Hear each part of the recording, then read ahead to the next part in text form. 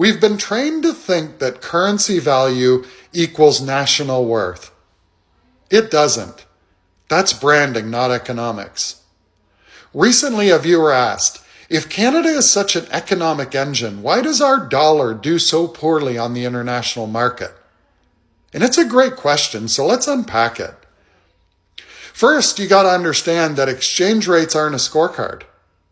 When people see that the Canadian dollar is worth less than the US dollar, some assume that means Canada is weaker. But exchange rates simply reflect supply and demand for a currency, not a current country's intelligence, morality, or economic worth.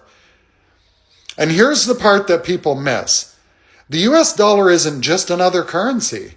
It's the world's primary reserve currency. Oil, priced in USD. International trade, often settled in USD. Central banks hold USD reserves. So think of it like concert tickets. If currencies were tickets, the US dollar is the one ticket that gets you into almost every venue on earth. And that creates constant global demand for it. And that demand keeps it strong. It props it up. But Canada's dollar is a commodity currency because we're resource heavy. Oil, lumber, minerals, agriculture. That means the Canadian dollar often moves when commodity prices move.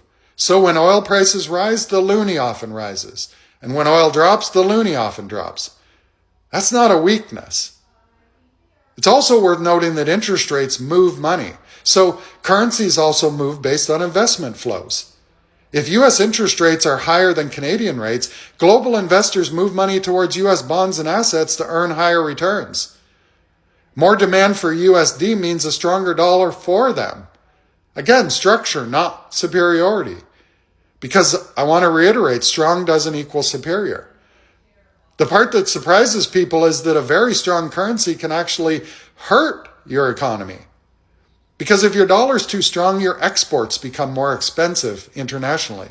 Tourism for people visiting your country becomes more expensive. Your manufacturing becomes less competitive. Countries like Japan and Switzerland have historically had to carefully manage extremely strong currencies because it can hurt exports. So strong isn't automatically better. It's contextual. And here's the obvious next question that flows out of that.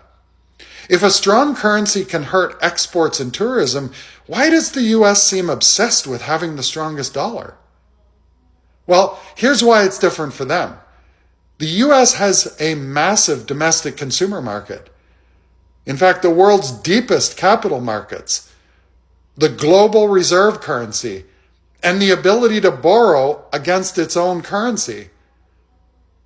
See, the world needs US dollars so the US can run trade deficits and finance them in USD.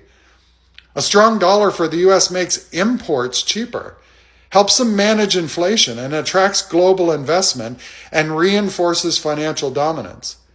While countries like Japan, Switzerland, and Canada depend more heavily on export competitiveness, the US benefits more from capital inflows and reserve currency privilege. Different structure, different incentives. So when someone asks if Canada is such an economic engine, why isn't our dollar stronger? The answer is because dollar values are not a power ranking. They reflect global demand, commodity cycles, interest rate differentials, and reserve currency status. Currency value is not an indicator of national worth. That idea, that's branding. Economics is structure. Peace out. And if you're not already following me, you should. It's going to be a ride.